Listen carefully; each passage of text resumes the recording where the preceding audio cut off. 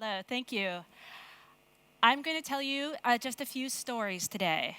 The first story I'm going to tell you is about blood. All of us, I presume, are full of blood. And that blood, if you're from this planet, is full of red blood cells. And red blood cells carry oxygen throughout the body. And the thing that makes them red is the hemoglobin, a protein that contains iron. Iron is an essential part of red blood in our bodies. And most of us get plenty of iron and we're fine, but people who don't develop anemia. And people with anemia are very tired and slow and lethargic because they're not getting enough oxygen in their bodies. But most of us get plenty of iron in our diets through meat and leafy greens, and it's not a problem. But it is a problem for many people around the world. And in Cambodia, over 60% of the people have iron deficiency anemia. And this affects women and children the most. And it affects the Cambodian economy as a whole, because when that large a percentage of your population is having lethargy and cognitive issues and just feels tired, they can't work as well. And so that's a big problem at scale. And the treatments for iron deficiency are very well known. They're very simple. It's just getting iron into the diet. But because over 70% of people in Cambodia live on less than €1 per day, it's not as simple as just buying better food, buying cast iron pots, or eating a little bit more red meat.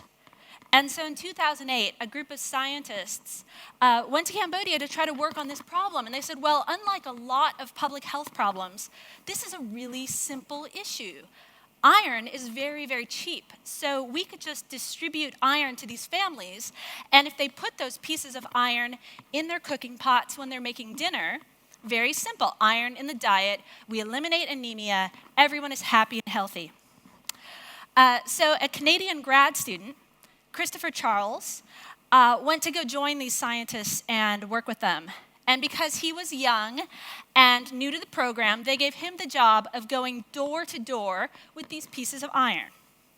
He even learned a little bit of Khmer, the local language, so that he could say hello, knock on the door, say hello to the family. Hi, I'm a random Canadian, and I have a chunk of iron I would like you to put in your food. And the women nodded and smiled. Oh, what a nice young man. They took the chunks of iron and used them as doorstops. I mean, very few of them wanted to add a piece of metal to their food. I wouldn't. I'm not sure if you would, even if the nicest, friendliest Canadian came to your door. And so he went back to the scientists with what I'm assuming is a very heavy backpack with a Canadian flag on it, full of these chunks of iron. And he thought about it, and he wasn't ready to give up. And he thought, well, if I really want to help these people, I probably need to understand them. To solve their problem, I need to see it from their perspective. And so he started talking to people in these villages, and he talked to some of the village elders, and he was thinking, well, what if it were a more pleasing shape than just a little rock? What if it were a circle or a flower? And after these discussions, he found that there was a local fish that lived in the rivers that people fished and ate, and it was also considered lucky.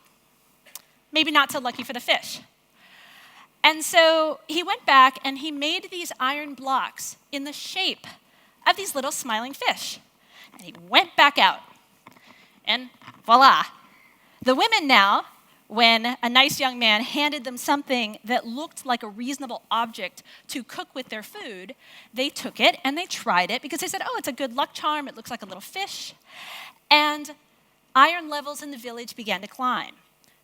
People reported feeling better after just a few months. And in 9 months, the incidence of anemia in the villages where they were working dropped by half. And then the families started recommending these fish to one another. They said, it's lucky, because now it was making them feel better. There was no significant difference in the chemical composition between the block of iron and the little smiling fish. From a quantitative perspective, the inputs were identical. Yet the measurable success of the outcomes could not be more different. Biochemical facts were no match for a good story, for folklore. And I was very excited to find this story. And Dr. Charles and the Lucky Fish are getting a lot of press for very good reason. It's a very charming story about a solution to a public health problem that was very, very successful. But, you can't solve every health problem with a good luck charm. Treating anemia with something like this wouldn't work without hard science. It would have been much different if Dr. Charles had handed out little fish made out of lead. But rational analysis alone would have never, ever provided this irrational solution. They could have measured the quantity of iron that would be the most effective, but no mathematical proof would have ever gotten those women to put a piece of iron in their pot. It took a little ethnography and a lot of empathy. And I bet you'll remember this story far longer than you remember those statistics about anemia and iron deficiency.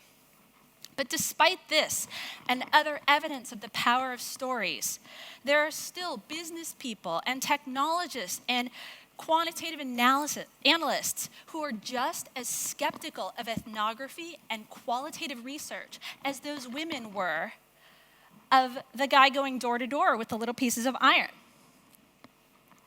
And our clients ask us all the time when we are doing interviews, how can you get good results from just talking to a handful of people? Wouldn't data from 1,000 or millions be more useful? And especially as more and more of us live our lives online, and the internet of information becomes the internet of things, and all these things are connected and creating and gathering data, the more of your life is digital, the more data you're generating with every single action you take. And this is a little creepy when you think about it. Not only do we have access to all human knowledge at the tips of our fingers, we can't help but generate measurable data with everything we do. And increasingly, these electronic sensors are in our cars and our watches and our televisions, and we're carrying around these powerful, portable computing devices. And we even have a term, data exhaust, for the trail of information you leave behind you just through your clicks. A couple of years ago, IBM came out with this splashy statement that people are now creating 2.5 quintillion bytes of data every single day. So much that 90% of all the data that we have, that all humanity has in the world, has been created in the past few years. This is big data. This is so much data that we can't even analyze these data sets with our current computing power. We have to cut it into individual little chunks and analyze random slices. We even have data about how much we use the term big data. But I have to ask, what does this amount of data represent? Is it 90% of our knowledge? Is it 90% of our culture? Is it 90% of the things that influence us?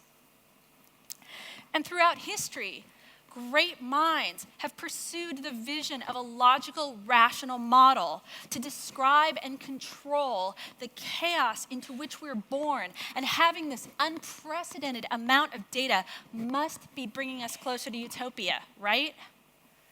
But is all of that data created in the last few years, by counting those clicks, more significant to humanity than all of literature, than the Bible, than all the work of Nobel Prize winners? And some people say yes, because leaving that trail of visible data is changing what it means to be human. It's changing what it means to interact with other humans. But is that necessarily a good thing? I'll give you one example. In Los Angeles, where I'm from, the Los Angeles Police Department is now using software called PredPol for predictive policing. And PredPol is based on an algorithm used to predict earthquakes, but they've fed crime data into it to try to predict where crimes are going to occur. And it's been a success. The software can now predict where crimes are going to occur within 50 meters. And in places where they're using the software, there's been a 33% reduction in burglaries and a 21% reduction in violent crime. And last year, on February 14th, one district reported a day without crime. And this is impressive. I didn't even realize we could predict earthquakes. But I have to think, what are the implications? It sounds good at first. Less crime sounds good, predicting where crimes are going to occur. But what happens when American police departments have access to that much data? What are they going to do with it? Organizations are collecting and storing data they don't even have the software to use yet. But they are placing a bet that more sophisticated software will let them mine that data, to analyze it, to collect insights out of it. And this data is called dark data. This data that they're just saving, that they can't even use yet, that they're hoarding. And you know, this is pretty creepy when you think about it.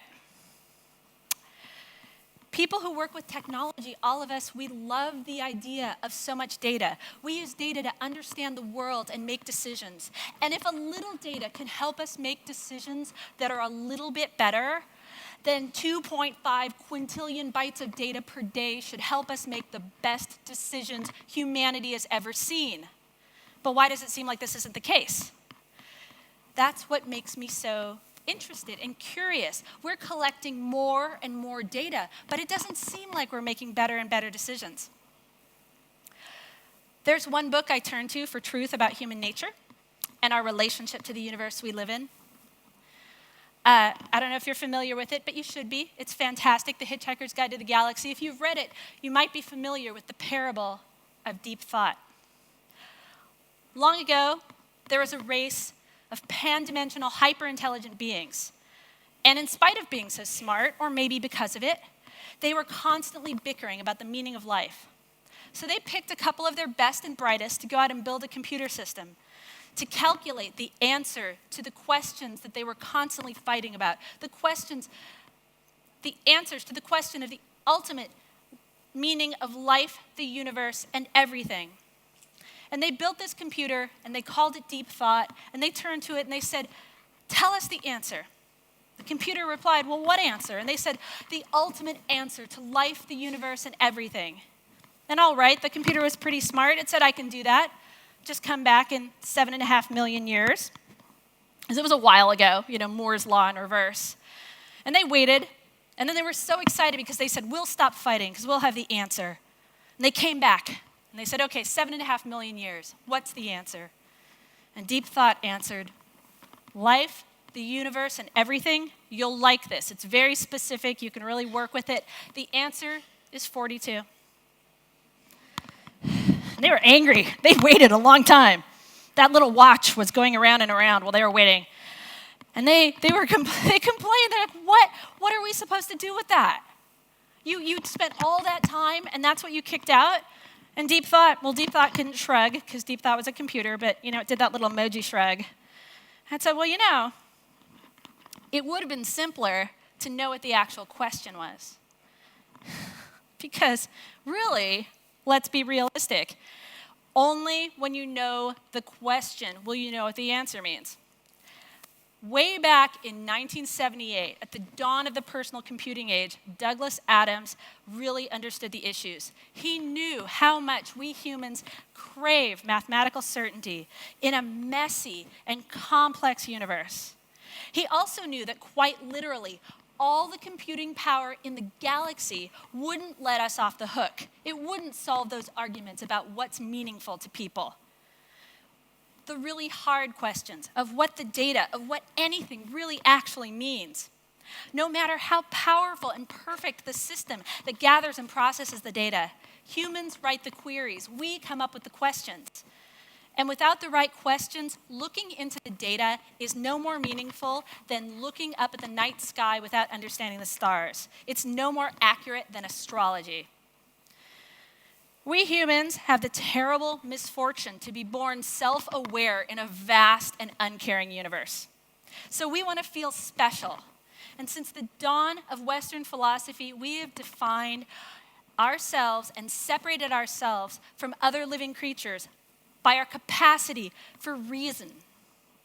So getting back to folklore and myth and superstition, I'm very interested in the story we tell ourselves about how smart and rational we are, the myth of the rational human mind, and the superstition that quantitative data naturally helps us make better decisions.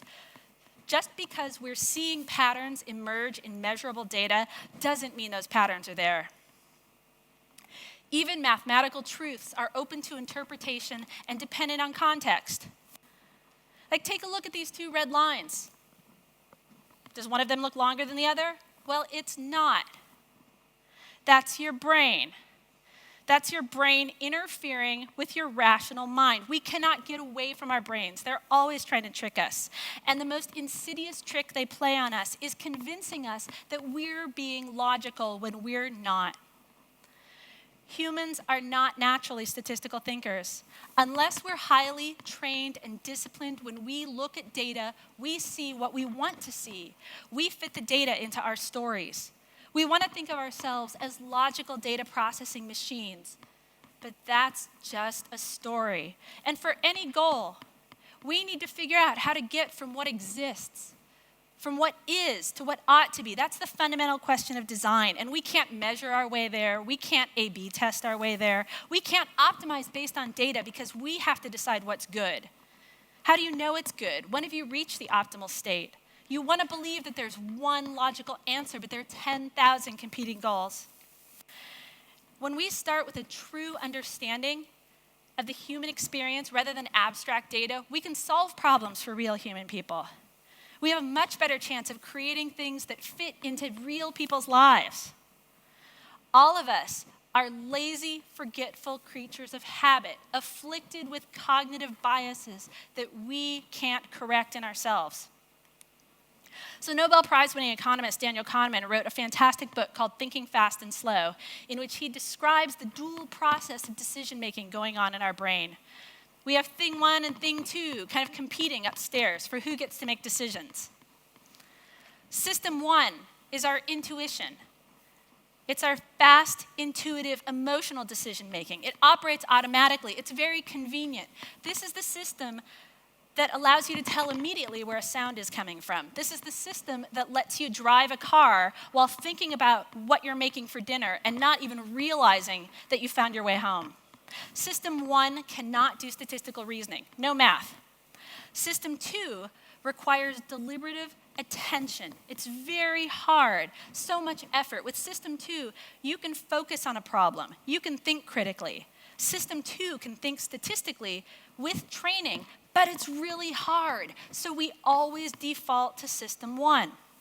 System one creates the best possible stories out of existing data. If the story feels coherent, it feels right. And in fact, having less information can make it easier to fit everything into a coherent narrative. Your brain is lazy. Your brain loves having it easy. You will think things are true if they're printed more clearly. You'll think things are true if you're in a better mood. You'll think things are true if you can remember a related experience, and this has nothing to do with the actual validity of the data. We have these cognitive limitations. And ironically, those cognitive limitations prevent us from assessing ourselves. If you have a sprained ankle, you know you can't run. If you have a cognitive bias, you can never tell that you're interpreting the data according to that bias. It takes great effort to engage in deliberative thinking. And usually, it also requires a friend to keep you honest. Our rapid-fire intuitive mind creates the best possible stories out of existing data. And if it all fits together, if it feels like a nice little package, it'll feel right. As a species, we have this new ability we're so excited to use. We can track and measure things we could never track and measure before. But data doesn't change minds. It doesn't improve lives. When we say that, oh, we're just going to rely on the data to solve that argument, we're evading our responsibility. This is the essential paradox of data-driven decision-making. Our precious myth of human rationality leads us to want to make decisions based on data. Leaders want to feel like they're rational and decisive. Leaders don't want to admit that they have to understand individual stories. So the most useful information might be left out because it doesn't fit how you want to think about yourself. We need to approach the data we generate and collect and interpret with humility and respect and an understanding of our own limitations. We need to understand what we can observe, but we cannot measure, the value and experience of our individuality and shared humanity. We each need to find our own reason and our true goal before we look into the data. When we describe and measure, when we use the best quantitative and qualitative information, when we work to keep each other's faults and biases in check, we can do good work and make good choices and develop things and solve problems with real meaning and a little bit of luck. Thank you.